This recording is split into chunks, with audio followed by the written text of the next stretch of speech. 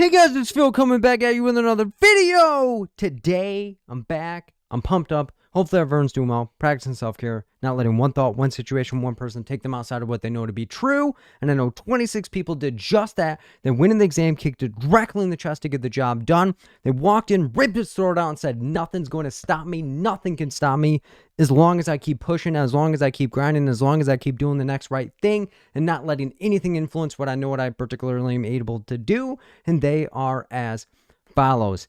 Danielle W, Chelsea J, Jada A, Evelyn B, Caitlin M, Tamara D, Katrina R, Rachel S, Emily P, Valerie G, Shernita M, Victoria G, Letitia D, Jessica A, Jasmine C, Jenny S, Christy P, Melvis A, Devin DC, Bethany F, Mambuba C, Elaine D E, Amy H, Nicole B, Autumn F, and Leslie L. I'm so excited, man, because so many people on the list were like, I'm not even sure if I can go on the test. I'm not sure if what I'm doing is the right thing. I'm not even sure if social work's supposed to be for me. But everyone on that list doubled down, took a bet on themselves, and said, nothing's going to stop me.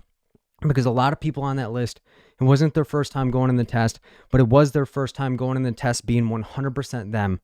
Because a lot of people on that list were doing what other people told them to do. They were jumping to the buzzwords. They weren't doing their next right thing, and they were getting outside of themselves.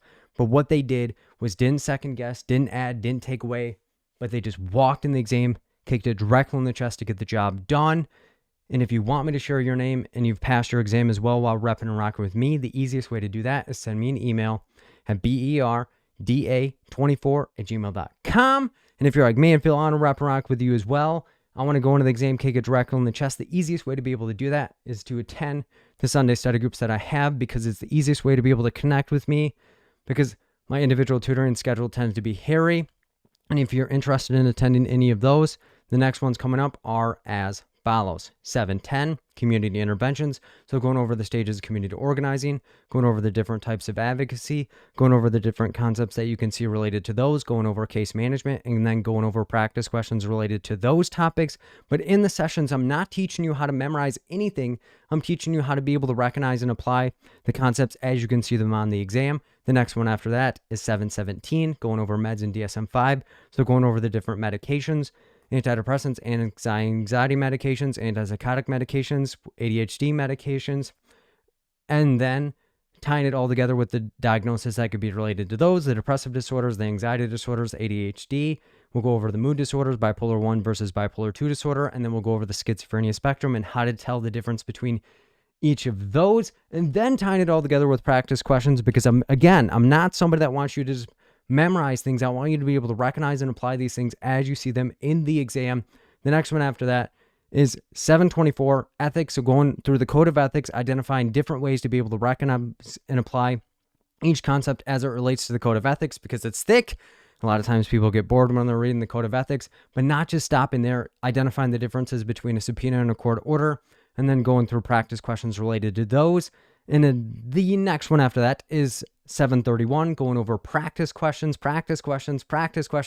And before I get into that, if you plan to come to this practice question session, do not come in thinking this is going to be the session that makes or break who I am and what I believe in myself, because a lot of times people will come into the sessions, go over the questions that I go over, get their butt kicks and say, you know what, I need to reschedule the test. I'm probably not ready. The purpose of these questions is to, 1, make sure you're able to read them, 2, make sure you're not adding anything, but 3, making sure that you have the confidence to go into the exam, kick it directly in the chest to get the job done. So that session is going to be going over the different types of questions that you can see on the test, going over the 6-step process that I recommend every single person to utilize while going through the exam, and then tying it all together with 15 practice questions. And again, if you want to attend the study groups, the easiest way to get information related to those is send me an email at berda24@gmail.com, or click the link down below in the description under the title, hit view more. You'll see all the links to the calendars and all these different resources that I offer. In addition to that, I do still offer individual tutoring. My schedule tends to be pretty hairy. So if your exam's coming up, please plan ahead, because my schedule tends to book out 3 to 4 weeks or even 5 weeks in advance, depending on how we're looking at it. And again, I want to help as many people as I possibly can, so please plan ahead. But if your exam's sooner than 3 to 4 to 5 weeks out, send me an email at berda24@gmail.com. I'll add you to the waiting list just in case anybody cancels. But if you want a session, send me an email at berda24@gmail.com or click the link down below in the description. Go to my calendar. You'll be able to register and you'll be all connected. And it's also super amazing to be able to help as many people as I possibly can. But in addition to that, I am doing another one-day course, and the one-day course is the most successful thing that I've been able to do. Why? Because it's one, the most amount of time that you get with me, but two, packs the most punch and allows for people not to self-doubt, not beat up on themselves, not be confused on what the exam actually looks like, but allows for them to go through difficult questions, different concepts, and go into the exam and kick it directly in the chest to get the job done. The next one-day course is on 7:30. It's all day, starts at 11 a.m. Eastern time until they kick us out, and they can't kick us out because I'm the host, and I never really have an end time for the one-day course, because if you've been in the one-day course before, you know that I don't end it until we're all the way done with everything, and the last one ended at like 1:30 in the morning or 2 a.m., but don't feel like you have to stay in the session the entire time because it starts at 11 a.m., it's recorded, so you'll get the recording and the materials after the session, so don't feel like you have to attend the entire session. But if you want to attend the entire session, that's a-okay. But if your exam is prior to 7:30, you can also send me an email at berda24@gmail.com. I'll send you the information and how to pay for the recorded version. And if you're not able to attend the Sunday study groups live as well, you're able to send me an email, and then when you register, put your name on the email list, and then you get the materials and the recording after the session. And the one-day course, like I said, is the most amount of time that you get with me. What we'll be covering during that session is 1, tips I find most helpful for people to go into the exam and kick it directly in the chest to get the job done. 2, the most common reasons why people fail, because what better way to learn how to pass the exam than by the experiences of other individuals that have not gone in the exam and have been successful, but subsequently have gone on and destroyed the exam. We'll also be going over a different array of topics. We'll be going over subpoena versus court order, operant conditioning, referral versus supervision. We'll go over the medications. We'll go over the DSM-5 diagnosis, personality disorder, schizophrenia spectrum, bipolar 1 versus bipolar 2 disorder.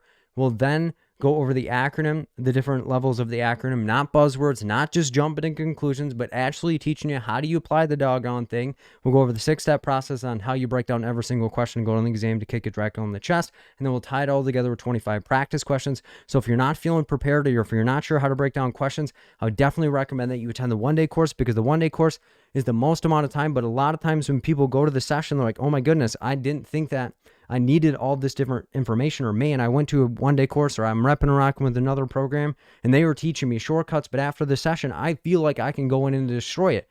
And if you want any information about the one-day course, send me an email at berda24@gmail.com or click the link down below in the description, and it'll send you to my calendar. I hope to see every single person there. And for those that do not know, Audible has continued to partner with me on my YouTube videos and my podcast. So if you want to support me as well as support them, go to my Audible affiliate link at www.audibletrial.com/fill-in-the-gaps. Sign up for the 30-day free trial, because when you sign up for the 30-day free trial, it gives you a free book, but it is also the easiest way that you can rep and rock with me, and it costs you absolutely nothing. And if you're like, Phil, what is Audible? Audible's an easy way to get information on the go.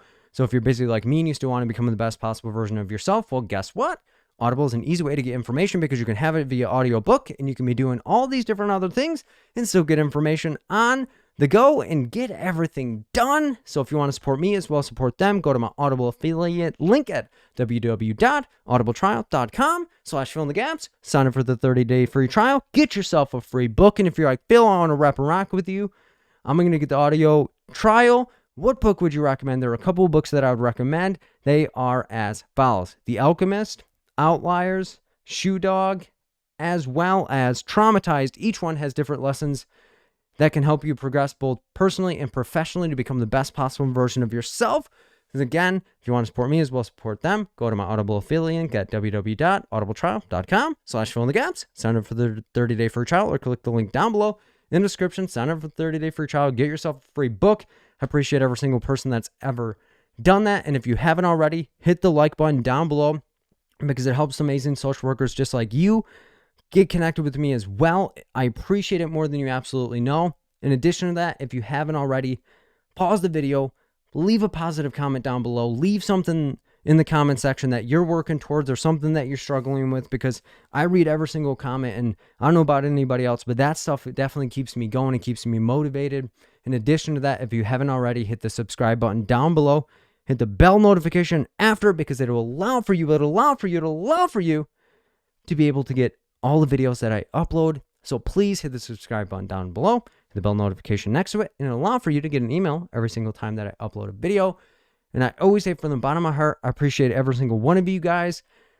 But before I let you go, there's a lot of things that have been going on in my mind. So if you're like, man, I don't really want to listen to this part, that's A-okay. I appreciate every single one of you guys. But for those that have been struggling, or for those that are not feeling that doing the best that they possibly can, the best thing that I can suggest to you, and a lot of things that have been going through my head, is the word flexibility, or being flexible. Because a lot of times when people are preparing for the test, or they're preparing to do something, or they want to succeed and they want to do everything that they possibly can, they oftentimes are not leaving themselves flexibility. They're not being flexible in their situation. And it doesn't mean that they're stubborn, or it doesn't mean that they don't want their goal. It just means that where they thought that they would be, they're not there yet. So they're like beating up on themselves, and they think they can make up things that they do not need to be made up.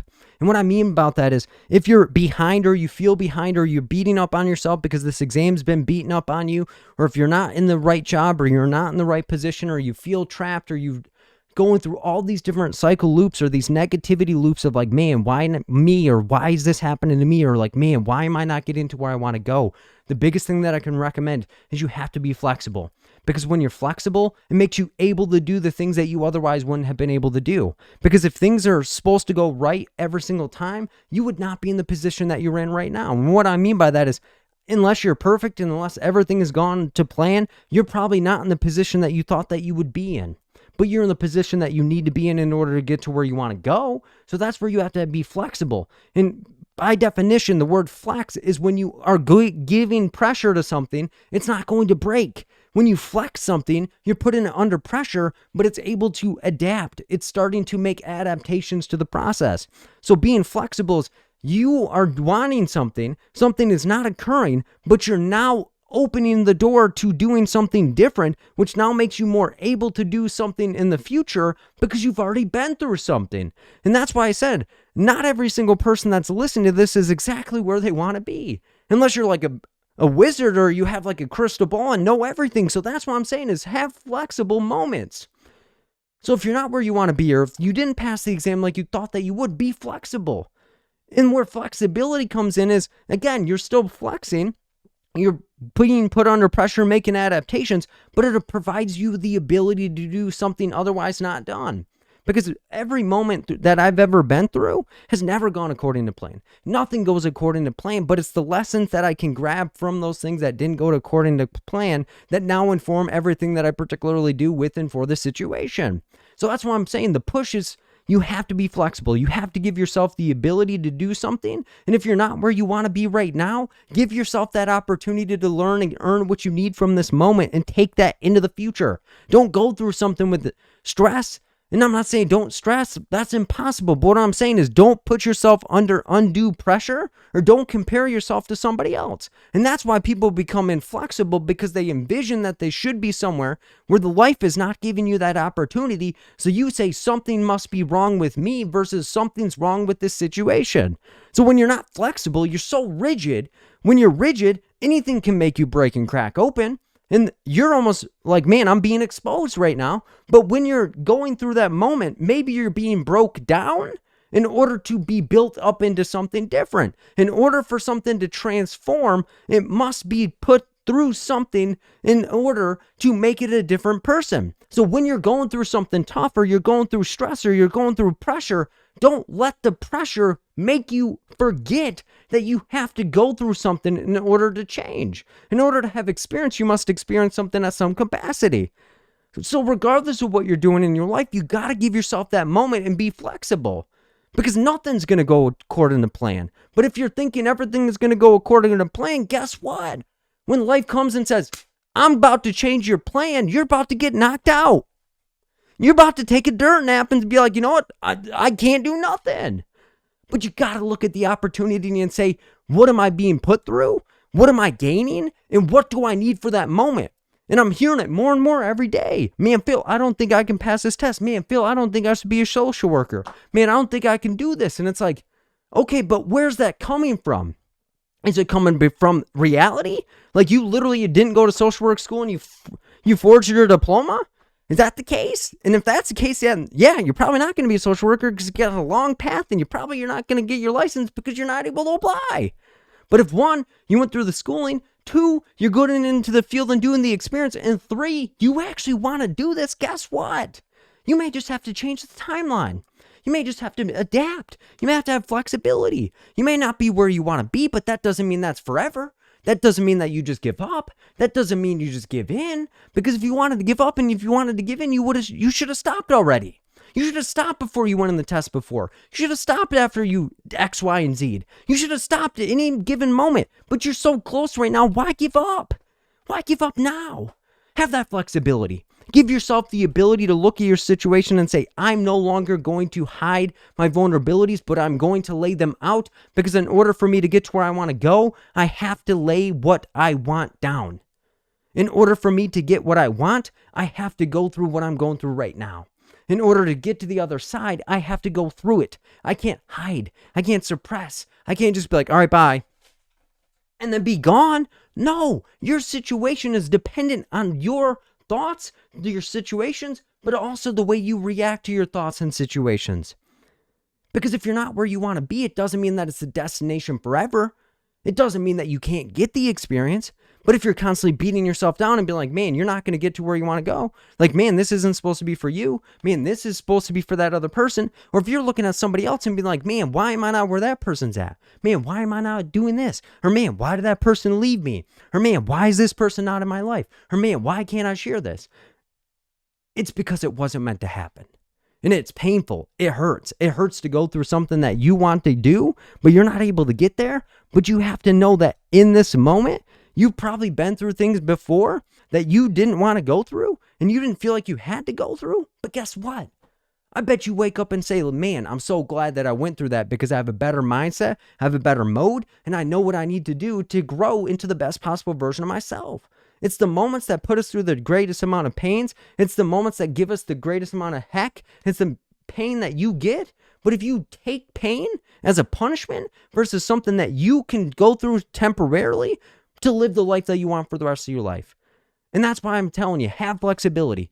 Be flexible. Because it's the person that's able to make adaptations in the darkest moments. It's the person to find the positivity in the darkest moments. It's the person that looks at the situation with the light versus darkness and saying, you know what? I'm not where I want to be, but I can get there.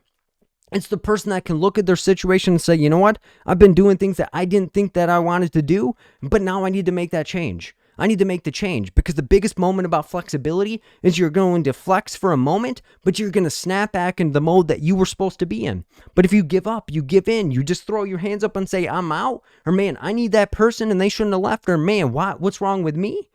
You're asking the wrong questions. The right questions to ask are, what am I gaining from this? What do I need to get to that next moment? What do I need at that moment? But if you're the only person in your mind that's telling yourself you can't do this, you're telling yourself, I don't deserve this, or man, I need to do da.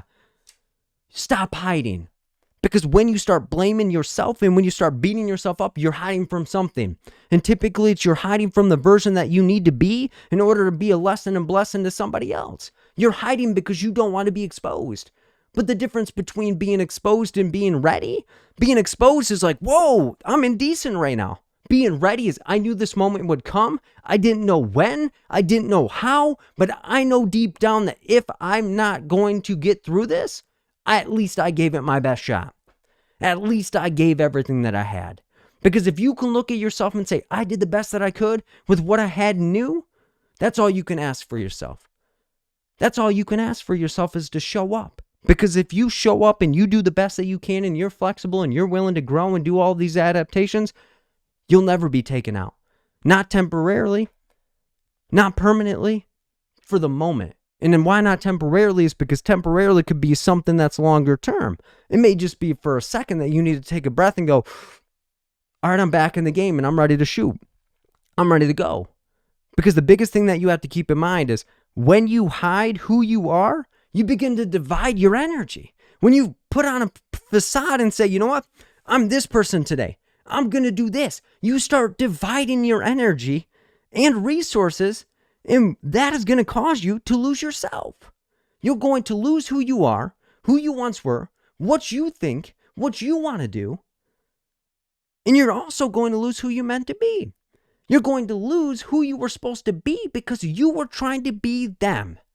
And I'm hearing it more and more. Man, this person told me I should break it down this way. Man, this person told me I should do this. Man, this person told me I should do that. Man, I'm not getting as many practice questions as right as I should. I'm not getting 75% on the exams. I'm not doing this. I'm not doing that.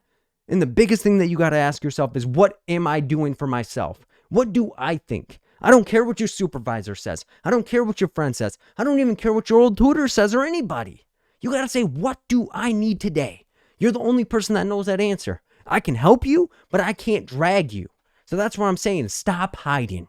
Because when you're hiding from something, you're telling yourself you're not ready for it. But the more that you tell yourself something, the more you believe it. So if you're telling yourself, I'm not ready, guess what? You're probably not going to be ready because you've been putting so much energy and thought into not being ready that you didn't even think that it would be a possibility to get ready. It's like, man, I'm probably not going to get invited to something, but you're thinking about getting invited so much that you didn't even have a backup plan for what it's supposed to go. So that's what I mean is, don't put your energy and your focus into something that you know that you don't even need to be doing. If you got a material, you got a situation, you're talking to people, and you know it's not giving you nothing, don't leave yourself empty. Because when you leave yourself empty, you're going to look at yourself and say, I'm not enough versus the situation's not enough. That's what you got to say to yourself is, I am enough, I can do this, and as long as I do not hide, and as long as I'm flexible, and as long as I'm willing to change the timeline, and as willing as I'm trying to invest in myself, I'm not going to be short-sighted. I'm not going to look at the moment. I'm going to look at the big picture and say, what does this moment mean for me? And how is this molding and building me into the best possible version of myself? How is this getting me to that next level? How am I doing the things that I need to be doing for myself? And sometimes that may be less. You're used to being in a militant camp that's like, you know what? You need to be doing this, and this. And you're like, man, I should be studying way more. Or man, I should be doing way more. Sometimes there's a blessing and lesson in rest, because the more rested you are, the more prepared you are, the more able you are to focus on the things that you want to focus on. You're tired, you're beat down, you're stressed. Guess what?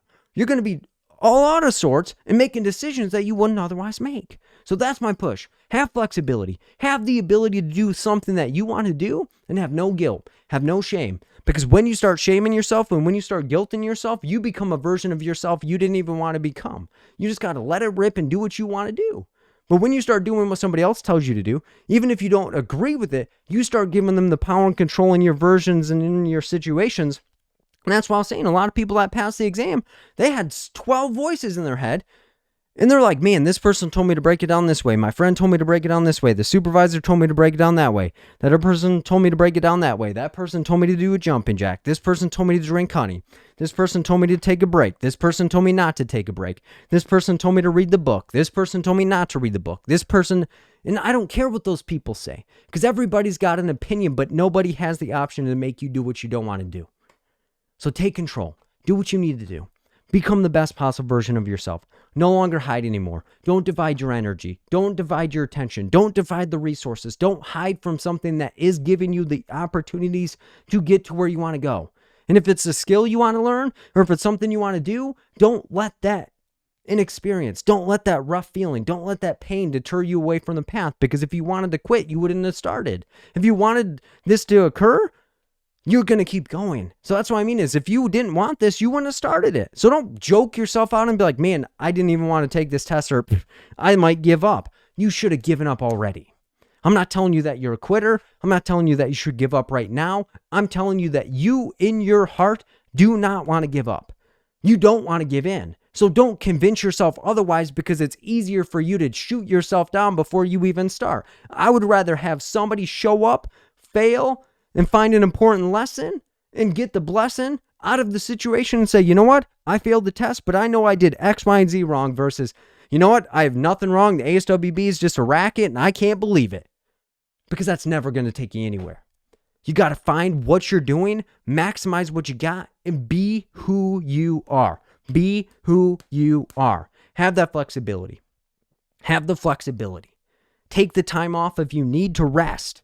Because I view resting as studying. Why? Because when you show up the next time and get ready to blow this thing apart, you're going to be ready. Look at somebody that's tired. Somebody that's tired is going to make a mistake. Somebody that's tired is going to make an impulsive mood. Somebody that's tired is going to have all sorts of irritability and all these different things. That might be in the exam like, you got to show up and being you, whatever that looks like. So that's what I'm saying. Don't hide. Don't hide from nothing. Because again, as long as you represent who you are and you think and do the things that you would be proud of at the end of the day, that's all that matters. Doesn't matter what your friend says. Doesn't matter what your supervisor says. Doesn't matter what anybody else tells you to do, because at the end of the day, you're the only person that needs to listen to what you think. That doesn't mean that you don't get guidance. That doesn't mean that you don't have somebody looking out for you, but don't be having somebody looking out for themselves via your situation. So hopefully that was helpful. Again, have flexibility. Keep building yourself up. Do not let one thought, one situation, one person take you outside of what you know to be true. Keep becoming the best possible version of yourself. Keep doing the next right thing. Keep doing everything that you know that you need to be doing, because at the end of the day, you could do it. It hurts me every time that somebody says, I'm ready to give up. I'm ready to give in. I don't even know if I want to be a social worker, because at the end of the day, you didn't come into this field for an accolade. You didn't come into this field for an accomplishment. You came into this field to make an impact. But not every impact is felt at the moment that you put in the action. Not every moment that you want to feel, are you feeling it in the time of the moment that exists. Sometimes you have to manifest what you want to see, but sometimes you have to give yourself credit and say, you know what? I did everything that I could have done. And then after you succeed, then more people may show up. But don't let that person dictate how you feel. Because the only thing that matters is what you think about yourself. And as long as you think you're a good person, as long as you think you're a good social worker, you're already halfway there. You just got to set the clocks back and do the next right thing. Reload and say, I'm here for me, and I will make the impact on the way that I want to see it. It may not just be in the right timeline. I might be early, but I'm not wrong. I may be in the right mode. It just may be in a different time zone. So I got to wait until I show up, and then I will be automatically ready at that given moment. So don't beat up on yourself. Don't let anybody convince you that you're doing the wrong thing if it feels right for you. So that's what I mean is have the flexibility, have those moments, and tell yourself, I will no longer hide. Because when you hide, you begin to divide your energy. You begin to divide your resources, which causes you to lose yourself. And when you lose yourself, you lose your vision of where you wanted to go. You're the only person that knows where you want to be. You're the only person that knows that gets your fire up. You're the only person that gets that spark in your heart and sees the individuals that you want to improve on, or the people that you want to impact in some way, shape, or form. So don't lose yourself. Don't lose who you were meant to be. Make this moment matter and make it mean what you want it to mean. So hopefully that was helpful. And from the bottom of my heart, I appreciate every single one of you guys. Without you, there's no me. So I appreciate every single one of you guys. Honestly, from the bottom of my heart, take care, be safe, keep building yourself up. Do not let one thought, one situation, one person, or anybody take you outside of what you know to be true. Hope to see you in the Sunday study groups. Hope to see you in individual tutoring. Hope to see you in the one-day course. Hope to see you in the free study group that's coming up relatively soon. And like I said, from the bottom of my heart, I appreciate every single one of you, all the support that you guys show me. The rest of this video is going to be me interacting with the individuals that went into the exam, kicked it directly in the chest to get the job done. I'll see you guys in the next video. I'm getting out of here. I love every single one of you guys, and peace out, guys. Hi, Phil. I'm here to share my experience in taking the exam. Hi, Phil. Thank you so much. So yeah, tell them who you are, what exam you took, and what your experience was repping and rocking with me. Okay, my name is Deborah. I took the LCSW on November the 4th. I am very grateful to Phil because he gave me a study plan. When I first started studying for the exam, I was very anxious, like a lot of people, and overwhelmed. I didn't know where to start. Then a coworker told me about Phil. I started watching his videos. And I said, okay, I can do this, because it was like you get bombarded with all this stuff, like buy this thing, buy that thing, do this, do that. And then I started taking all of Phil's classes, all the Sunday night groups. This was tremendously helpful. This got me into a routine of studying, which I did not have. So I and answering questions and what I needed to study. It's very organized, and it was very efficient for me because I work 6 days a week. I did an individual session with Phil down the road because I really wanted to what do you call that? Hone in on how I was answering the questions, what I needed to do in terms of that. And then I did the all-day study group, which was I did that towards the end,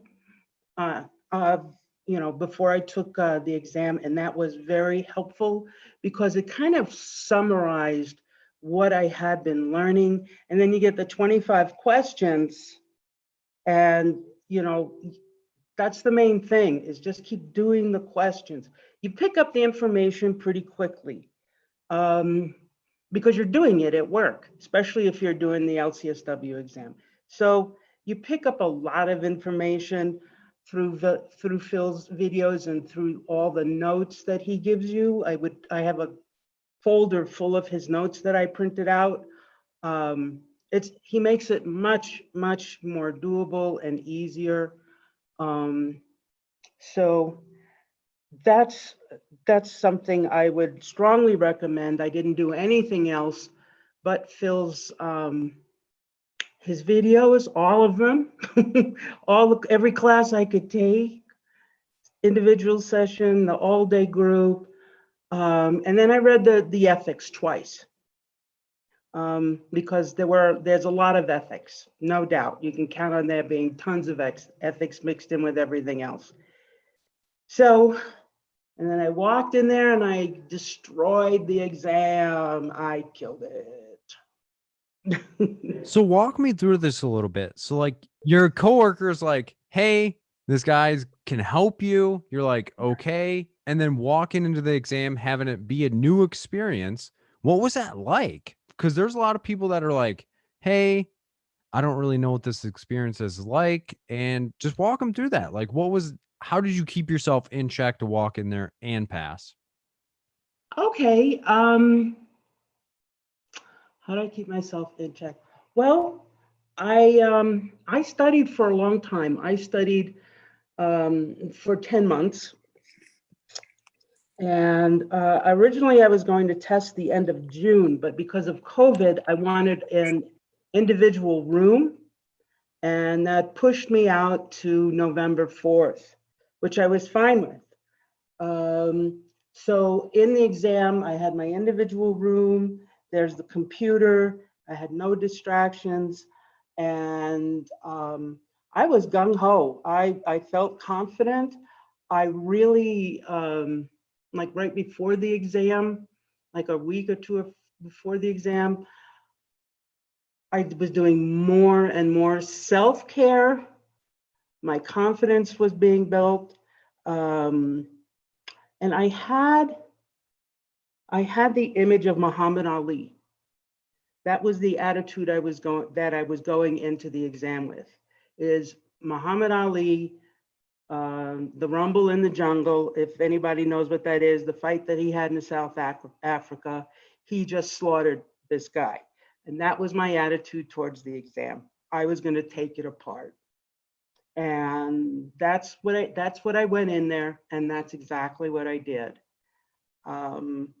So I think in terms of being ready for the exam, like I said, it took me 10 months. I didn't have a problem with that.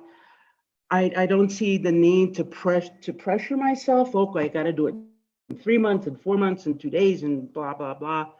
That would not work for me. It would just not work for me. I would not feel ready. So I took it when I knew I was going to feel ready, actually. Does that answer your question? I don't know. Yeah, and if somebody came to you and was like, yo, I'm super nervous, I'm super worried about walking into this exam, I've heard a lot of negative things, what would you say to them? Okay. What would I say to them? In my own mind, I made it worse than it really was. That was the first thing. I felt that after looking at it from behind, I was very super prepared. And if you do, I studied maybe like an hour and a half, 2 hours most, 5 days a week. So, I wasn't killing myself with these crazy, all day sessions or all night sessions. I can't do that. So you really have to, I had to really pace myself. So I would suggest people pace themselves, um, build up your confidence, even if you're just looking at Phil's videos. If you're too beat by the end of the day to do anything, just look at 1 or 2 videos and just sit there and just, you'll take it in and do the questions. And just, you kind of get an outline week by week if you do the study sessions, like you'll do family therapies, then you'll do the DSM-5 that, for adults and children. And that's what I would focus on for that week. And then after I had done like 3 or 4 months of Phil's classes, I'd go back over and I would review it. And then I would focus more on the questions. So that was kind of the flow I was in with it. Does that help? I hope that helps. So telling someone, make sure you have a plan, make sure it works for you. And even if you don't feel that you can do it, just picture that you're going to walk in and pass anyway. I think you have to have a positive attitude. I would look at why you don't think you can do it. Seriously, look at why, and try and correct that. Change your perspective around that. What can you do to pass, this time around? What can you do to make it different? That's what I would say. And if you really feel freaked out, then maybe postpone it for a month or 2 months. I don't think there's any, for me, there was like no benefit in saying, okay, I'm freaked out, I'm disorganized, I'm overwhelmed, and then just go in there and do it. I knew I needed to be in a good space in myself to go in and hammer that exam. And that's exactly what I did. And I think everybody could do it. I hadn't taken an exam since my LMSW, which was like 20 years ago or something like that, and I'm a terrible test taker. So, people, you can do it. Just allow yourself the time, work it into your life. For me, 7 o'clock every night, clockwork, 5 days a week, I was doing this. And, it becomes like just part of your routine.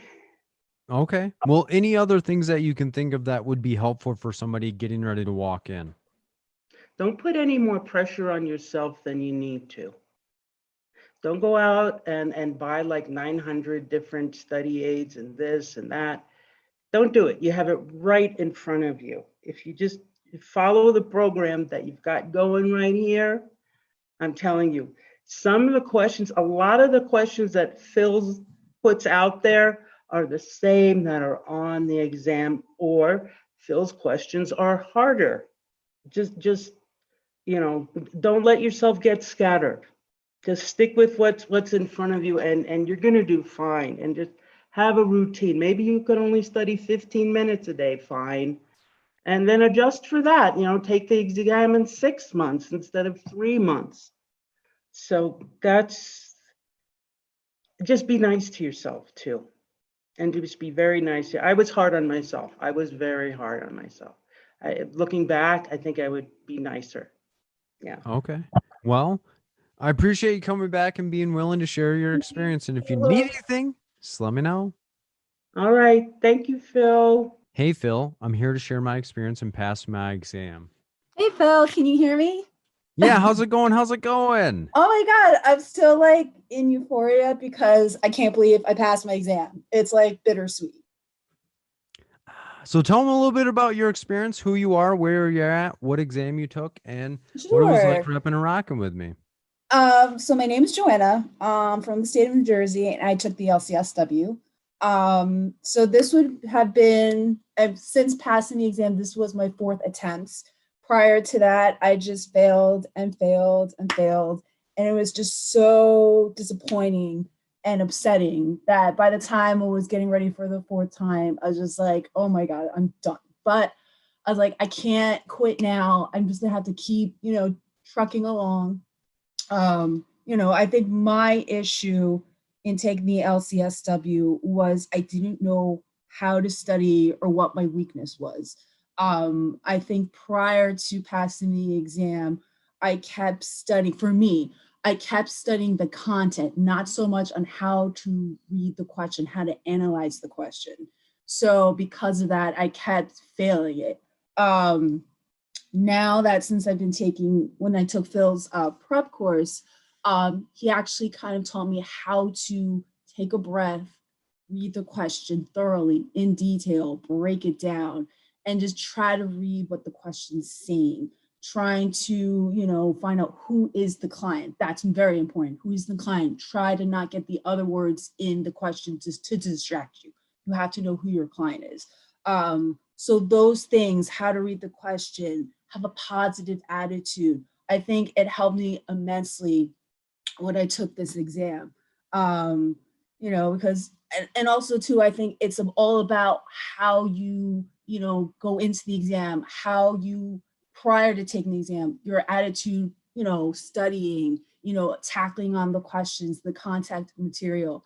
It's important because I think having a good attitude or a realistic attitude. I don't want to be like saying, if you have a positive attitude, that's one like main key. I mean, it is a key to pass an exam, but there's other factors in it. But I think when you come into an exam where prior I'd come to these exams, I'd be so disillusioned, so anxious and so nervous and not actually saying, look, I can do this.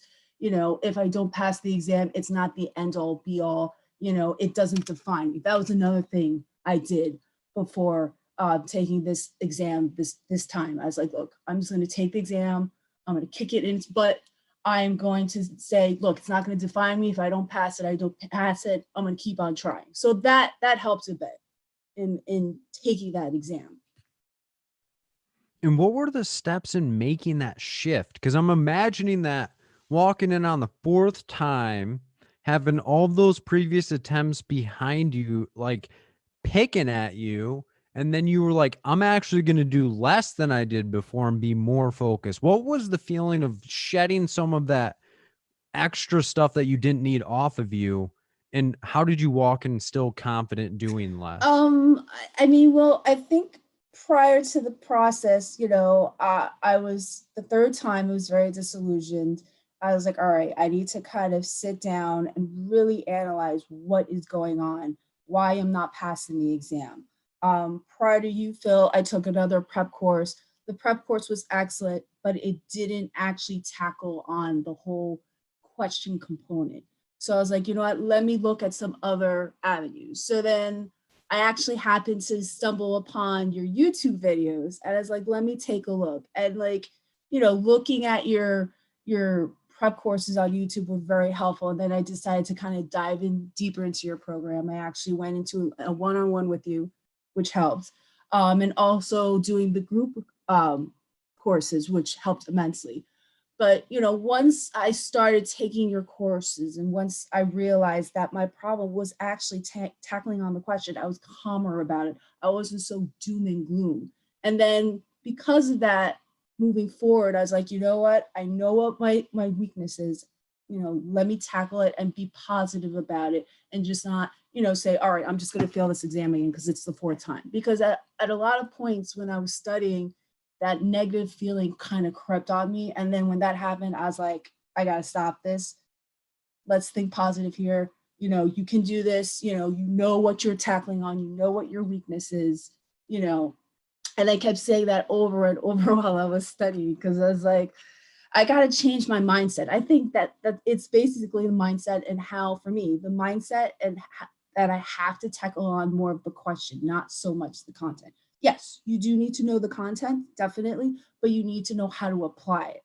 And I think that kind of helped with just knowing what my weakness is and from there, kind of helping me be calmer about studying. And then eventually the day of the exam, just, getting into the exam room and getting into once this was my fourth time in the exam room. So I just came in and like I said, I was just like, this doesn't define me.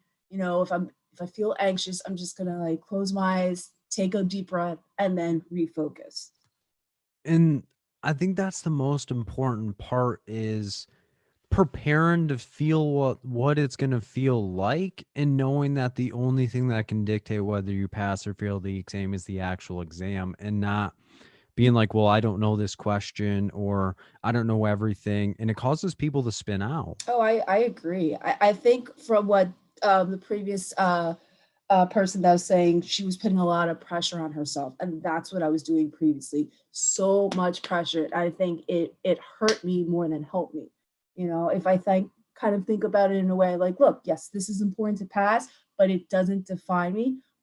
You know, I'm human. I'm not going to be able to answer all the questions correctly. You know, there are some that I'll know, but I can't put that pressure on me. Like, I need to know everything.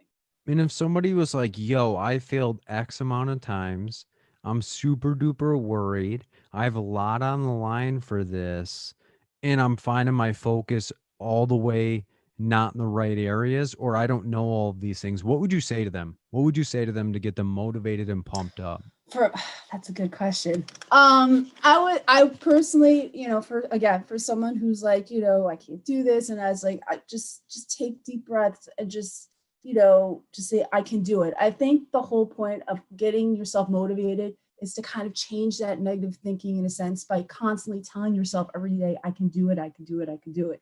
And it's not going to happen overnight. So you constantly have to have that, you have to put that image in your head that you can do it, you can do it. And then eventually, you know, slowly but surely, you'll feel motivated. It's just, you've got to start changing that mindset little by little. Okay. And anything else that you'd recommend or want to say to somebody that is getting ready to walk in?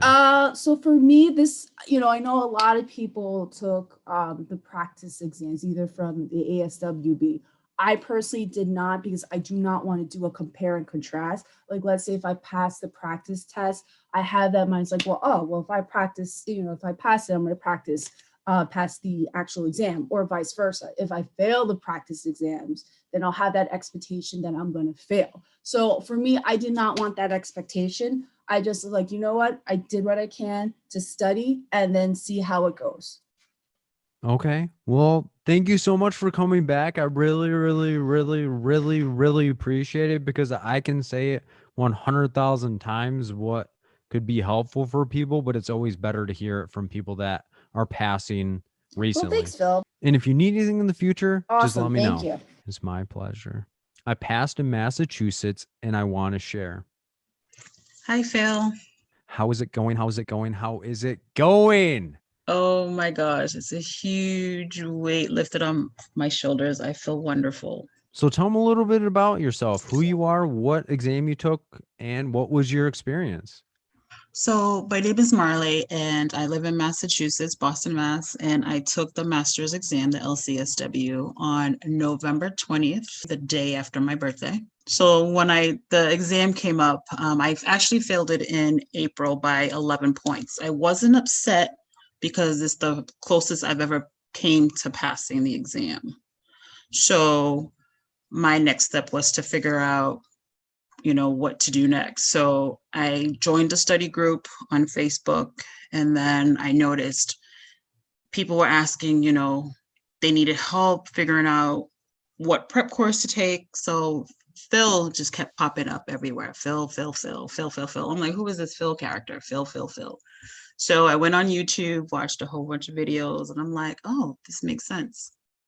So then I reached out to Phil via email, and he gave me a schedule to all his study programs, and I've joined Phil's study program. I stopped studying for a while because I was upset. I wanted to take a break, clear my mind. So I didn't start studying until September. So then I did the study groups every Sunday, and then I bought previously recorded because I know I wasn't going to have all the notes before my exam in November. So that was very helpful. The videos, the notes, the breaking down of the questions. And what would you say was most helpful for you to be like, all right, I'm going to take a break. I'm recharged now. I'm ready to go full force. What was that like to go from like, all right, I failed, I need to take it easy, to, all right, I'm going to hop into this. I'm going to get pumped up, fired up, get as much as I can. And what was that like to go through that process? It was great. I had to do it because I couldn't just, okay, I failed and then start studying again. I needed to clear my mind, pretty much reset and start all over from scratch. So that helped a lot. And what kept you motivated and pumped up to keep that motivation high? Because I feel like a lot of times people get gung ho. They're like, I'm gonna do this. I want to get this exam done, and then they get unmotivated after a little bit of time. What kept you so motivated? Oh, so I wasn't gonna give up. I wanted those 4 letters after my name. I was not gonna give up. I've I graduated in 2001, my master's. I've been trying to take this exam off and on for the past 19 years. I said 2020, this is it. I needed to do this. I wasn't going to give up. I don't care how long it took. I'm surprised ASWB didn't send a letter stating, stop trying to take this exam. But no, I wasn't going to give up. No matter how close or how far, the numbers were, I was not going to give up. I wanted those letters. I claimed it.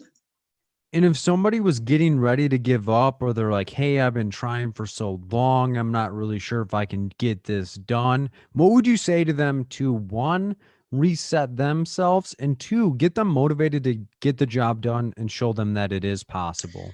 Whew, I would say take some time off. If you can take the time off. I have a busy work schedule and I was trying to study and, work at the same time. That wasn't helping. That's what I've done in the past. I needed to figure out what was working, what wasn't working. If you can take the time off, take the time off from distraction.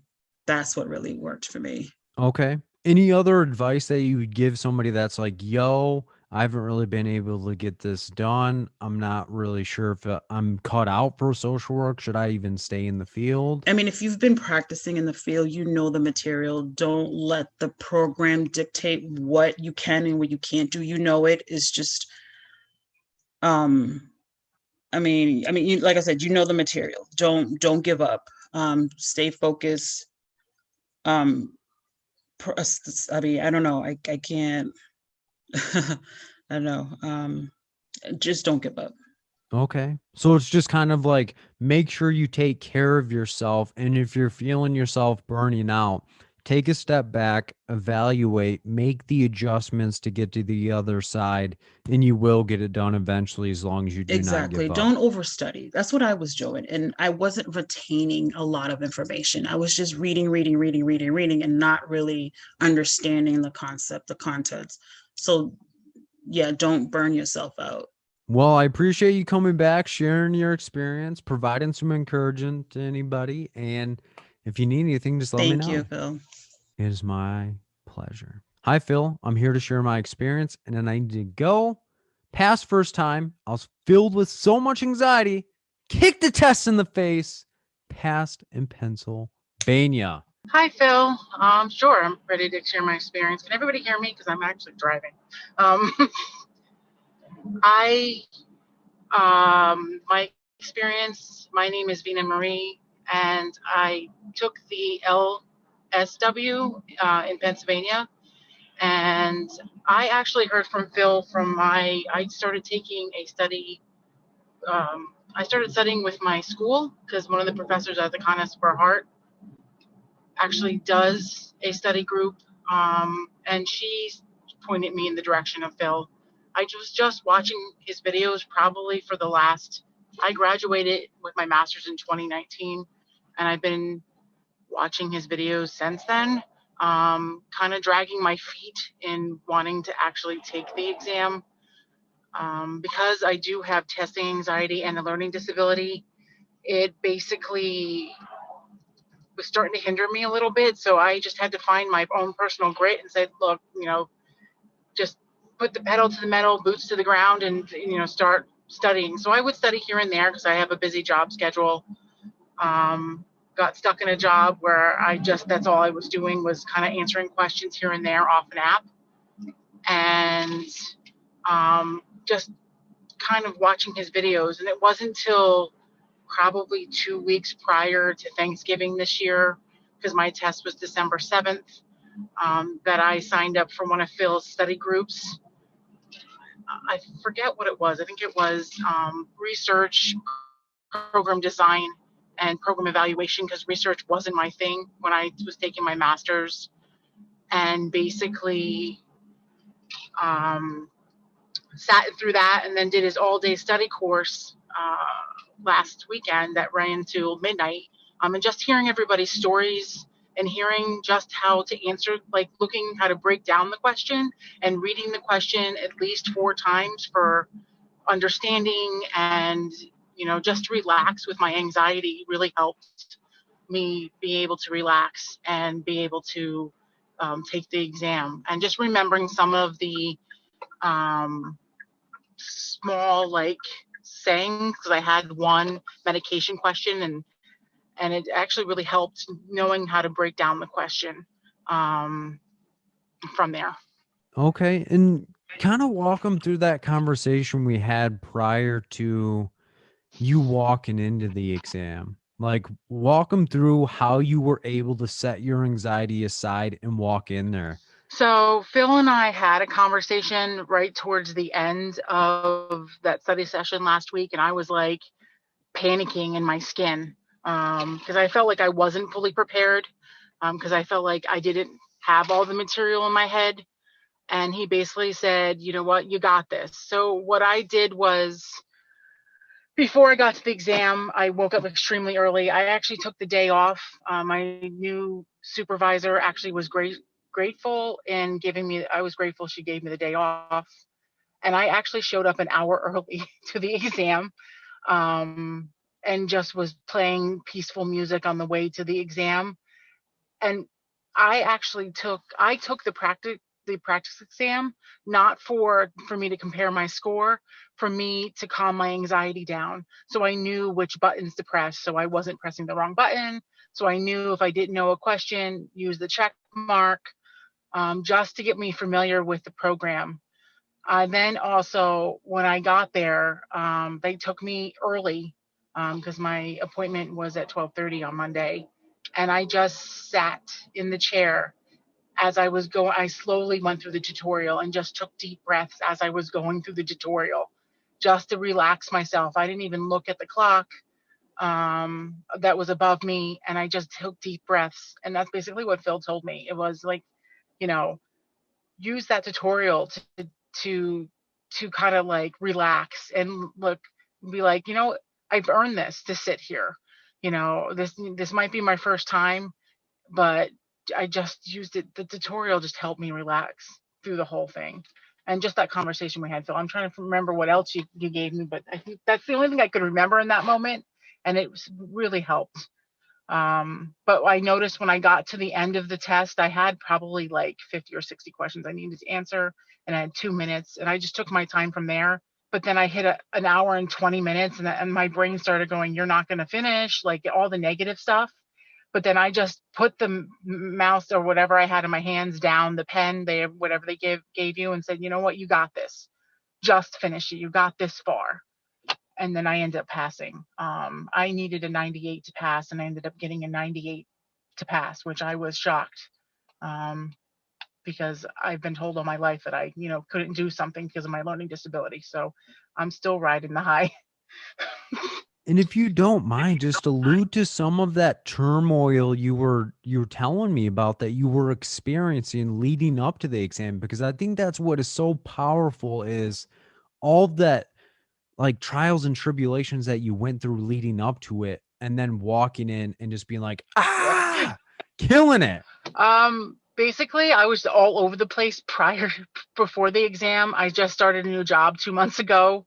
I've been in the human service field for like 15 years. So I just had to keep telling myself, I will pass, I will pass, I will pass. And just shutting down the negative voice, because we all do hard things. And I had to keep telling myself, you've done hard things. You've gotten through, worse things. Just do it.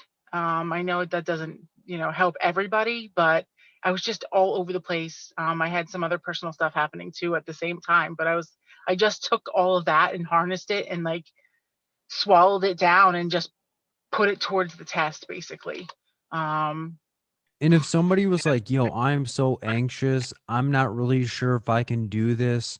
My coworkers are all telling me that I can pass, but I don't deep down believe it. What would you tell I them? actually had my coworkers tell me that I could pass, um, and I didn't believe it. But you just got to believe, because I would tell them that just breathe. Like I told myself, we all do hard things, and I basically, I would tell them to use the tutorial to relax, because we don't know everything. And I actually told myself, I actually went in there saying, you know what, if I don't pass, it's okay. I made it okay. If I don't pass, it's okay. And whatever number that I didn't reach it, it's the one step closer for me to achieve that goal.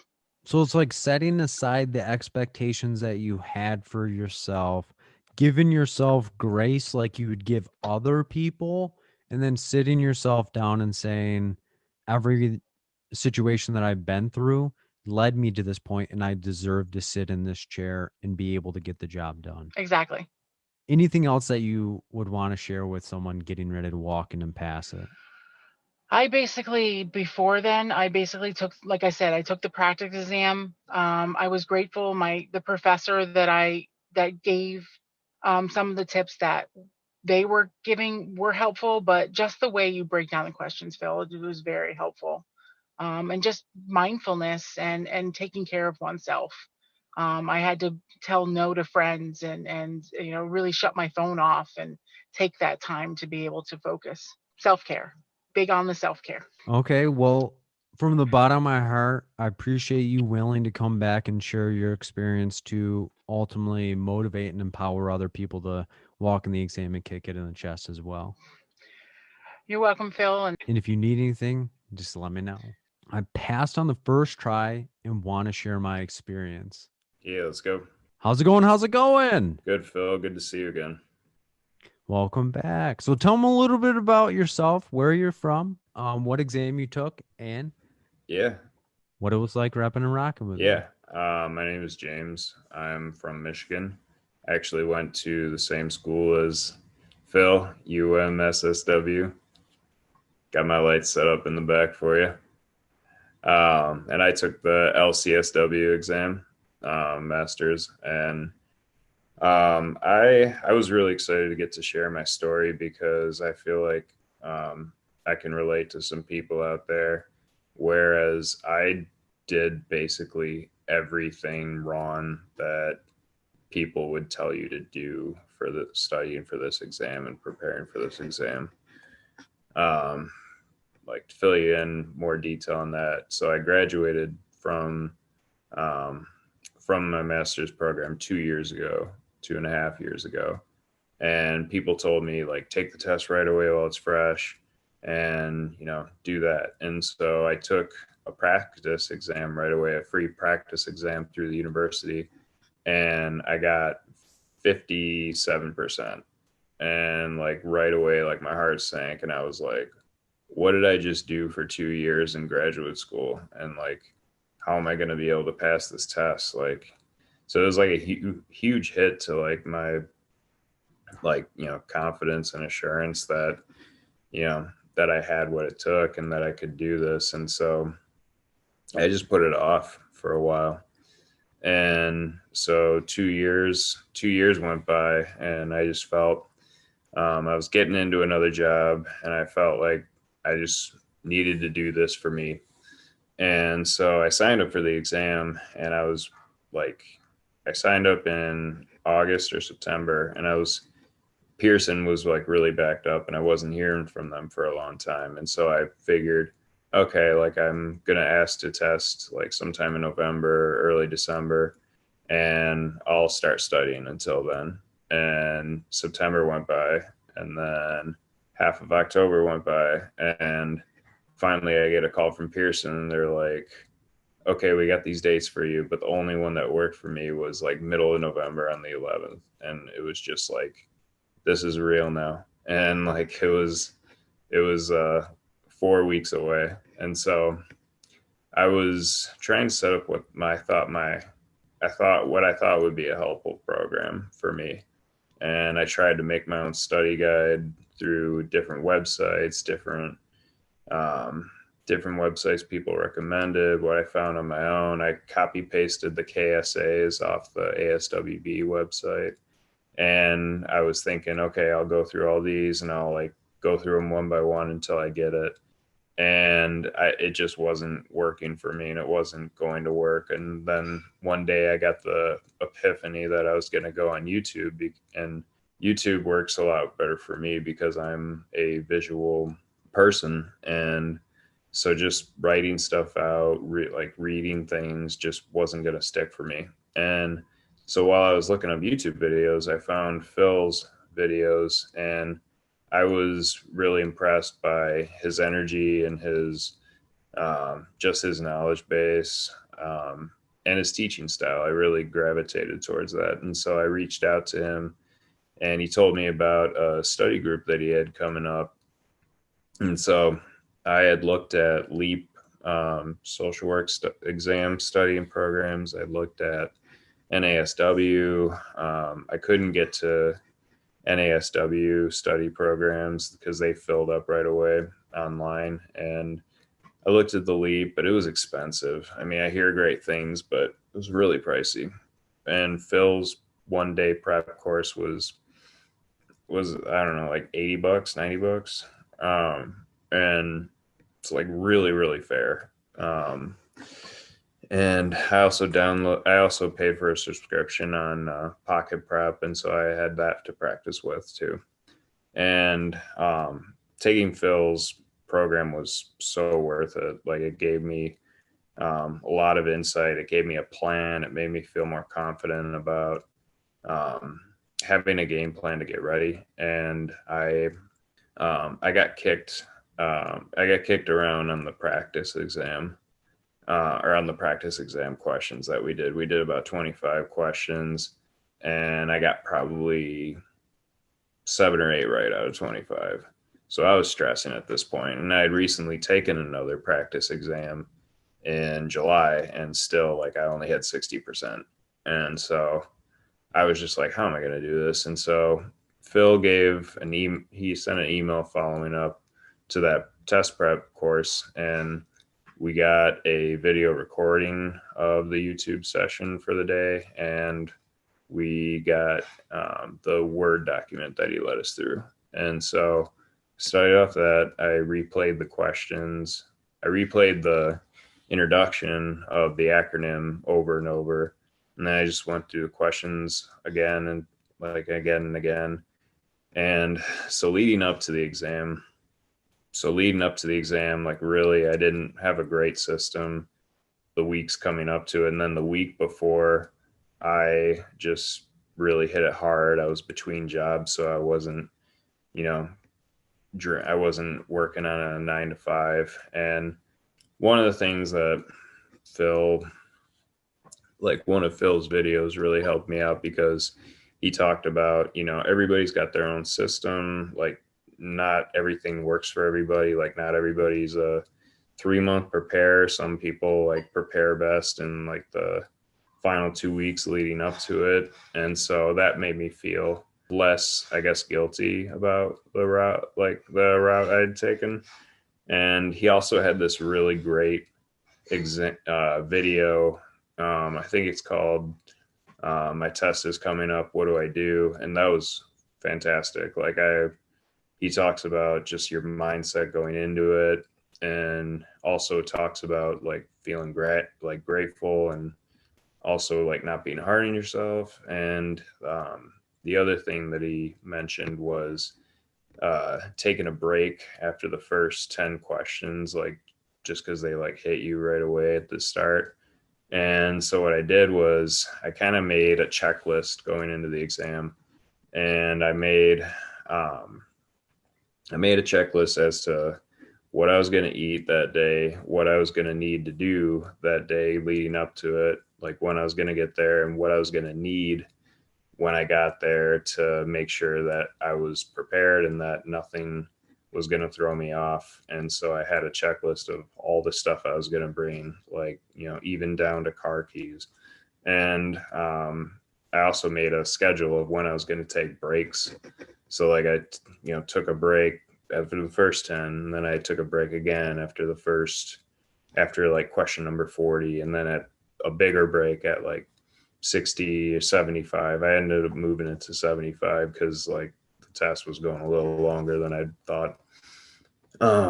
So yeah, I scheduled breaks for the exam during the exam, and so that was really helpful. And I think just having that mindset going into it of having a plan really helped, and also yeah, just going through the timing of everything, and just like backing up after like every 30 or 40 questions, and just giving myself like 5 or 10 deep breaths, and like just 15 or 30 seconds of just backing up from the computer, just so I wasn't going through it mindlessly. And it worked. Like it really helped a lot. Like I went from being like a 57-60% test taker, and also getting worked on pocket prep, to being a one and done. And it was surreal. Like I ended up passing by 6 questions, but hey, a win is a win.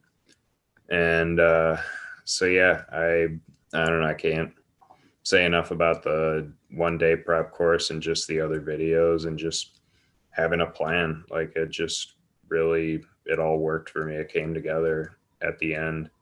And I also had put together a playlist from different YouTube videos that I watched, and like it was like my own video study guide. So yeah, I mean, I guess for anybody who's struggling with staying motivated or staying anxious, like Phil said, do what works for you. Figure out what your learning style is, and like just having a plan, and just figuring out what's going to work, and having that mindset of being positive, and being grateful, and being accepting to yourself. And honestly, like Phil said, like, you got to visualize success. You got to visualize passing. Like I couldn't really visualize like passing the exam. Like it just couldn't happen for me. And like I wasn't like, certain that I was going to fail, but like I just felt like, this really could, like, I may not pass. But I told myself, if I don't pass, I'll just take it again. And so it wasn't like all or nothing, but like I guess I surprised myself. So that's my shtick. So Phil, did you have anything else? Yeah, so explain that transition a little bit, because when you first reached out, you're like, Phil, I don't feel prepared at all. It was like my 2 years in school was like wasted. I'm not even really sure if I can do this. I'm not sure if I can handle it. And then hearing, yo, I was okay if it didn't go well. And what was that like to have that like almost like anxiety or like panic mode, attend the course, and then be able to walk into the exam and say, I'm okay if this doesn't go well? Like, what was that transition like? It wasn't overnight. It wasn't the flip of a switch. It wasn't a quantum leap. It was gradual.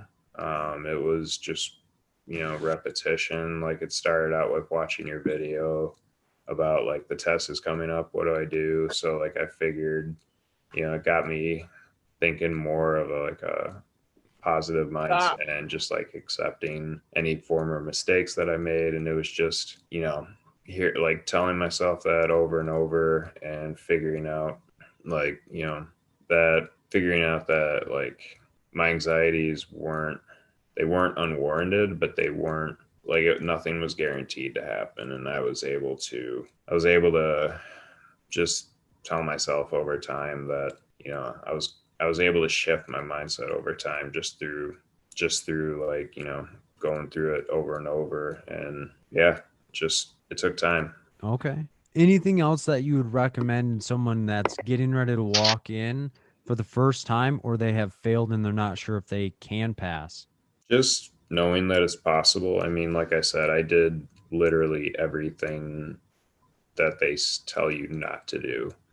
And I even, like, the day before the exam, like, I was planning the day before I was going to have this great studying day. And then the morning I was going to study a little bit. And I mean, I'm not going to admit that I'm a perfect person or that I don't ever, procrastinate, because I do. But like, I like literally, like, honestly can say that just things just happened the day before and the morning of that I just could not study. Like, things came up and they were out of my control. And I just told myself, like, these things are out of my control. I'm just gonna accept them and address them the best I can and move on. And I think that's been your message all along. Like, there's things you can control, but there's also things that just happen. And so staying calm about that and just like controlling what you can and being prepared for what might happen, like what might go wrong, like setting the checklist, setting the times for breathing during the exam, like, just having that mindset. So it's a process. Like, you're not gonna change your mind right away, but you just, keep believing that it's possible and keep trying. So that's what I would say.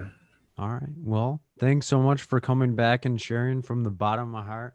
I appreciate it. Go Blue. You need anything, let me know. I'll help out as much as I can. Appreciate it, man. It's my pleasure. I would love to share my experience next. I'm so excited. I'm so ready. I can't even explain to you how exciting it was to pass that test after my second try. And I'm so glad that I'm here. So I'll go ahead and just kind of share my story then. So right after I graduated, I knew I had to take the test and I didn't know where to start. I went ahead and I purchased Pocket Prep just like everyone else does. And I was so focused on the content, and that was it. Like, I needed to know all the medications. I needed to know all the diagnosis, and that was the wrong approach because I just went to grad school. I know those things. It was just that I was so focused on what I wasn't going to know. And anyway, I scheduled my exam, which was what motivated me to study, but I just didn't know what the heck to study. And all I used was Pocket Prep. Well, the last week I was looking on YouTube and I found Phil. And I was like, oh my gosh, why didn't I find this guy before? It was a week before my exam because everything that he said made so much sense to me. And it gave me the tools that I needed to go into the exam. And I thought for sure, just from watching those couple videos, that I had it in the bag. I didn't. I went in there, I took the exam. I had a full-on anxiety attack because I didn't have a process. That was the problem. And I mean, it was like a question 100. And I just was blacking out. I just couldn't figure out like where to go. So I ended up failing the test. I missed it by 5 points and I was devastated. I went back to Phil and I sent him this long email basically telling him what everyone else has been saying, like, I don't think I'm cut out for this. I don't know what the heck I'm doing. Like, I thought I knew my stuff, but when I got there and I had studied everything, none of it worked for me. And here's the thing, like, I took the practice exam too, because I wanted to know what to expect once I got there.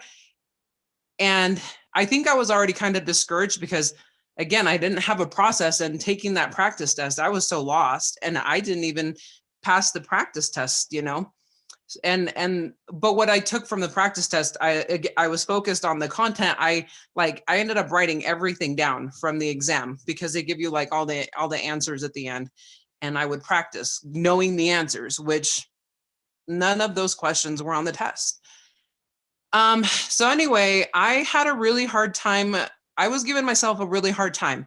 When I talked to Phil, he's like, Nancy, you need to forgive yourself. you're giving yourself a really hard time about this. And that's going to be the first step to getting you to pass this test. And so I took some time, and I, like everyone should, is take that time to forgive yourself, to just like, no, okay, I only missed it by 5 points. That means I knew something. I had some sort of a process going. And so after I took my break, I signed up for, I don't know, what was it, like 10 private courses, because I was determined to pass this thing. And so I think like the first session, honestly, was just more of like me spilling my guts out on how sad I was about the fact that I had passed the test, but I was ready. And what helped me the most was not what I knew already from going to college for so long, but a process on how to break the questions down. That was the key. That was what got me through this test. I ended up registering for a retake. You have to wait 90 days. So I registered the minute that they told me I could register again. I told myself I had to register, because otherwise I think I would just get in my head about it and then not do it. So then right after that, I got offered a counseling position, but I needed my license. And I was like, crap, now the stakes are really high. I mean, I really want this job. And so that was what drove my motivation to pass this test. And some of the things that I had to overcome, there were a couple classes that I had to take from Phil. One of them was in a car, and I was lost. I was like trying to listen. Phil was reading like all the questions, and I was like back to square one. And so it taught me that like whenever those classes came about, I had to have a quiet place where I could read the question, break it down the way that Phil had taught me to break it down. And then I had my husband pull over, and then I just started like slaying all the questions, and I was like, okay, I am getting it. So it was really cool to kind of see like how certain things affected me that way. And I think I ended up scheduling a class. What was it? 2 days, I'm assuming, before. I think it was 2 days before the exam.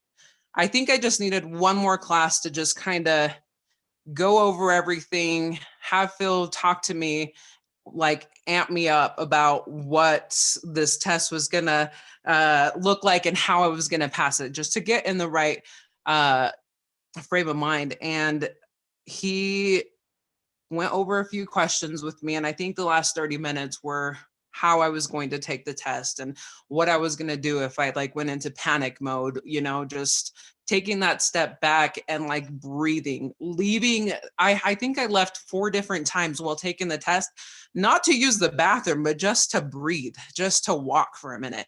And I gave myself 5 minutes all those 4 times, because I knew that I had plenty of time to take the test. And then coming back, my mind was fresh again, and it really helped not kind of give in to that anxiety.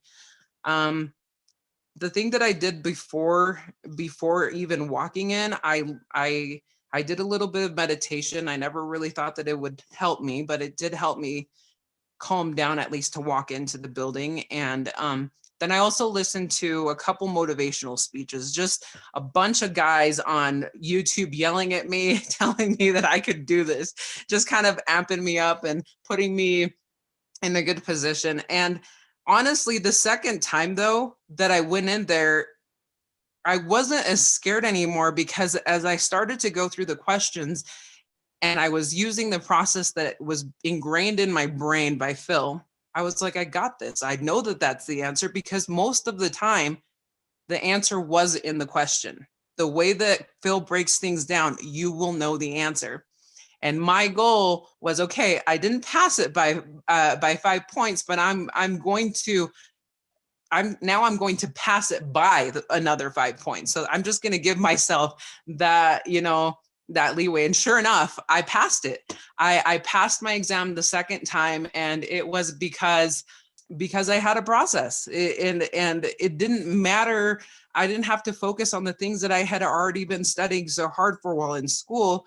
It just mattered that I knew how to break it down, and my anxiety wasn't as intense either, because I was like, I know what I'm doing now. And my confidence went through the roof. I also made sure that I took my exam at the same location, because I had such a sour taste in my mouth. At first, I was like, I never want to come to this freaking place ever again, because I felt so defeated.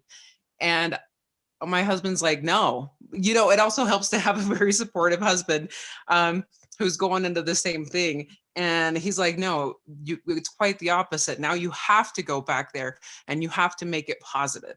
And so I was like, you're right. I have to kick that place in the trash. And I did, and it felt so good. Like walking out of there, I got in trouble too while I was in the study room, because I jumped up and I'm like, woo!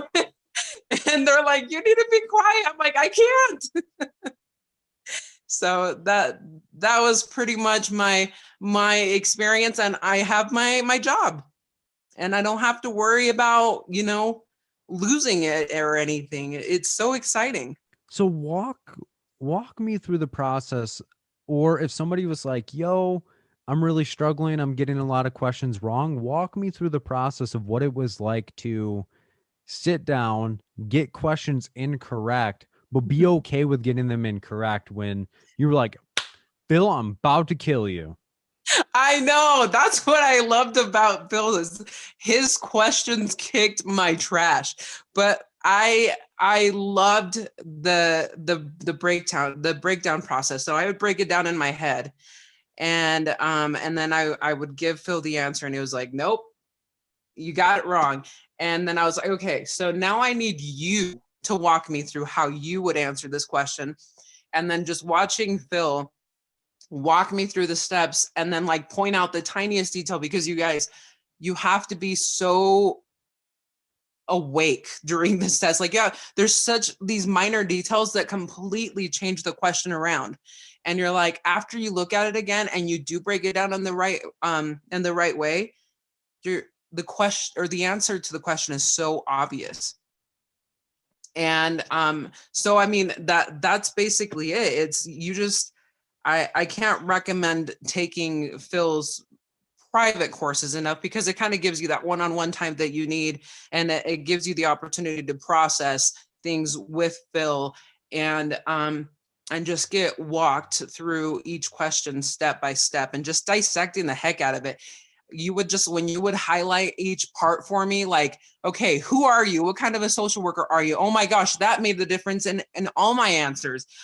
Like, I wanted to fix the problem, and it turns out like I'm a social worker at an emergency center, and I'm like, well, why would I do this long-term therapy with this guy? Like, duh, it's obviously I'm just going to provide him with the resources. And you just have to pay attention to the detail in the questions, and once you have that process down, everything becomes so easy. And my husband's actually going into the same field as I am, and he went through a lot of the studying with me, and the whole way to my testing location, which is like 3 hours from where we live, we were listening to one of your videos, Phil, and my husband was answering him the same way that I was at the beginning.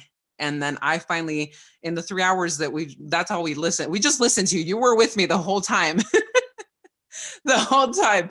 And then by the time we got to Utah, my husband was like, oh my gosh, this guy's a genius. The answer's right there. And so it was just really, really cool. I think before we reached our destination, we had gotten, out of the 7 questions you were asking, we got 6 right out of the 7. So we were feeling really good about ourselves, and it was like 6 in a row. I also ended up going a day before, so that I could just kind of use the day before to explore the town that I was in and just go out to dinner. It was actually my husband's birthday the day before. So stakes were high. I was like, oh my gosh, what a crappy birthday present it would be if I failed this thing, right? We came all the way over here. So no pressure here. No, but we ended up having a really great time the night before. I did have a mental breakdown that night, but it was really nice to have my husband and my kids there to kind of tell me it was okay and that I was going to do fine. Then you take that with a good night's rest, because I went to bed like, I think it was 8:30, so that I could fight my anxiety and get to bed at a decent time. I woke up feeling pretty dang refreshed and amped myself up with some motivational speeches, and I was ready to go. So if there's anything else that you'd want to share with anybody, what would it be? Okay, well, the thing that worked for me the most, okay, pocket prep is a neat tool, but I wouldn't rely on it. I kind of ended up just tossing that once I met Phil and I started to talk to him, setting aside time every single day of the week except my weekends. I needed those to just relax. Setting time aside to study and to just brush up on your skills, it's important, because the more confident you are going into the test, the better off you're going to be. And I know that a lot of us struggle with test anxiety. That was the biggest problem that I had to overcome. And you have to listen to yourself too. Like, when you got to take a break, you got to take a break. And we ended up I did most of my studying during the summer, so I wasn't working in the school. And it was really nice to go out and camp and just have a lot of me time to just refocus my mind, clear my mind, and not be so overwhelmed by the thought of the test coming. Because I'm telling you, I think, Phil, you saw, like, as the test kept getting closer, I kept psyching myself out. Like, I had to kind of talk myself out of these like mini panic attacks that I would have prior to the test coming back. And it's because you feel so dang defeated the first time, and you're just like, well, you get in your head about things, and you can't do that. But if I can pass this test, anyone can pass this test, because the amount of anxiety that I have with tests, and I did it, you guys can do it too, especially if you have someone like Phil on your side. Well, awesome. I appreciate you coming back and being willing to share your experience. And if you need anything at all in the future, just let me know. Yeah, absolutely. It was really nice to see you again, Phil. Thank you so much for everything. And you guys are in good hands. It is my pleasure to be able to help, and it's nice to see you again as well. Yeah, you too. See you guys.